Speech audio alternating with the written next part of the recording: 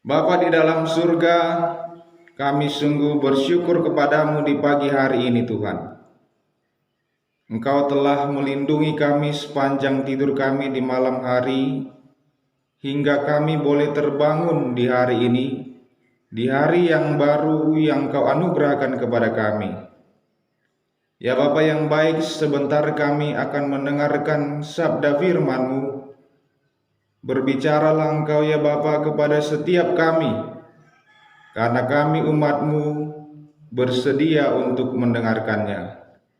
Di dalam nama Tuhan Yesus Kristus, kami sudah berdoa dan bersyukur kepadamu. Amin. Bapak, Ibu, saudara-saudari yang terkasih, firman Tuhan bagi kita di pagi hari ini tertulis di dalam kitab Perjanjian Baru, yaitu Injil Matius pasal yang ke-9 ayat yang ke-12. Injil Matius pasal 9 ayat yang ke-12. Beginilah firman Tuhan. Yesus mendengarnya dan berkata, "Bukan orang sehat yang memerlukan tabib, tetapi orang sakit." Di dalam bahasa Batak dikatakan, "Alai di BGJ susdoi jadi ninama, apalarikot diakana hisar padauni, diakana marsahid do." Ido sahatna. Bapak, Ibu, saudara-saudari yang terkasih, yang menjadi tema dari kebenaran firman Tuhan ini ialah Yesus datang memulihkan. Yesus datang memulihkan. Saudara-saudari yang kekasih, bagaimana mungkin seseorang bertanya kepada seorang dokter, "Mengapa engkau menyembuhkan orang yang sakit?" Bukankah memang seorang dokter hadir, bertugas, bertanggung jawab untuk menyembuhkan penyakit? Bagaimana dengan kehadiran Yesus ke dunia ini bagi orang berdosa? Untuk menjawab hal ini, kita akan melihat dua poin penting yang ditegaskan melalui Injil ini. Yang pertama ialah Yesus datang bagi orang berdosa.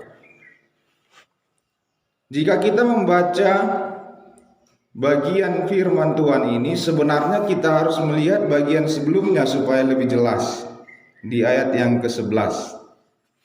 Ayat 11 dikatakan, "Marnidai akka parise ninna nasidama madok akka sisianna. Boasa tung mangan gurumuna rap dohot akka si jalobeo dohot pardosa." Ido. "Boasa tung mangan gurumuna rap dohot akka si jalobeo dohot pardosa." Jadi konteksnya adalah kehadiran Yesus makan bersama-sama dengan pemungut cukai dan orang-orang berdosa, sehingga orang-orang Farisi merasa risih. Orang-orang Farisi merasa risih. Mengapa seorang Yesus, jika ia seorang Mesias yang tidak berdosa, seorang juru selamat, datang mau makan bersama-sama dengan pemungut cukai dan orang-orang berdosa? Bukankah hal ini menggelisahkan hati mereka? Karena orang-orang Farisi itu menganggap bahwa diri mereka lah yang layak mendapatkan hal itu, bahwa diri mereka lah yang harusnya dikunjungi oleh Yesus, karena mereka merasa sebagai orang-orang yang kudus, orang-orang yang layak menjamu Tuhan Yesus. Bapak, Ibu, saudara-saudara yang terkasih, inilah yang disampaikan Yesus. Yesus mendengarnya dan berkata, "Bukan orang yang sehat memerlukan tabib, tetapi orang sakit." Kehadiran Yesus ke dunia ini menjadi juru selamat bagi kita. Bukanlah tanpa tujuan, bukanlah tanpa maksud yang jelas, justru sangat jelas untuk memberikan dirinya mati di kayu salib bagi kita orang-orang yang berdosa.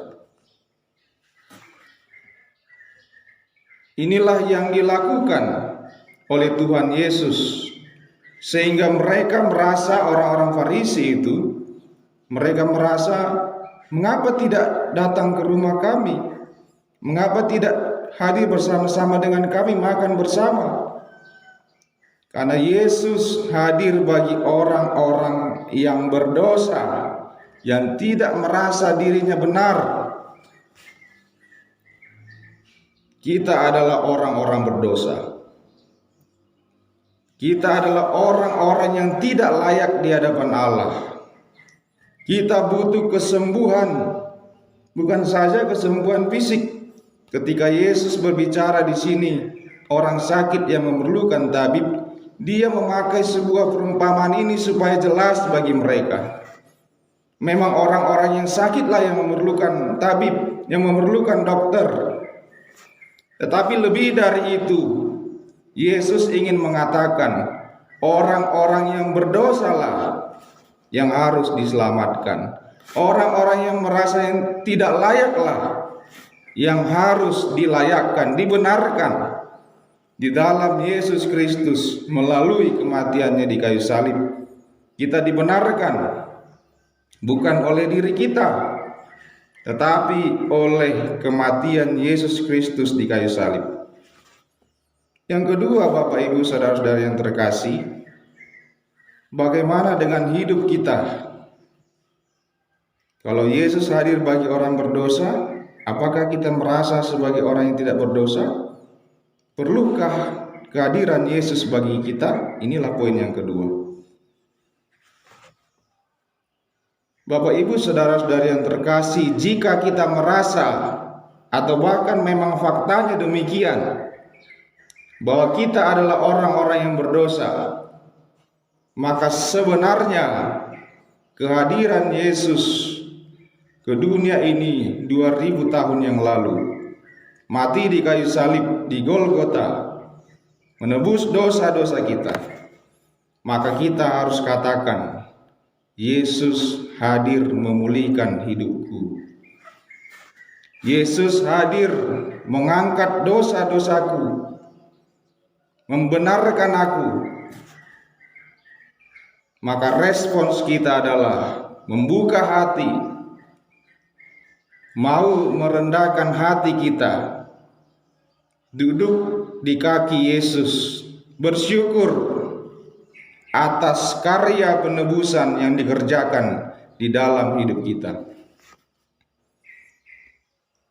Maukah kita sebagai orang-orang yang sudah ditebus, bahkan orang-orang yang sudah menyebut dirinya sebagai orang-orang percaya, orang Kristen, pengikut Kristus, untuk sungguh-sungguh bersyukur, sungguh-sungguh beriman bahwa kitalah orang-orang yang sakit itu, bahwa penyakit kitalah yang ditanggungnya, kesalahan kitalah yang ditebusnya, maka kita menjadi orang-orang yang berbahagia, kita menjadi orang-orang yang bersuka cita. Kita tidak lagi menjadi musuh, tetapi kita menjadi anak-anak Allah.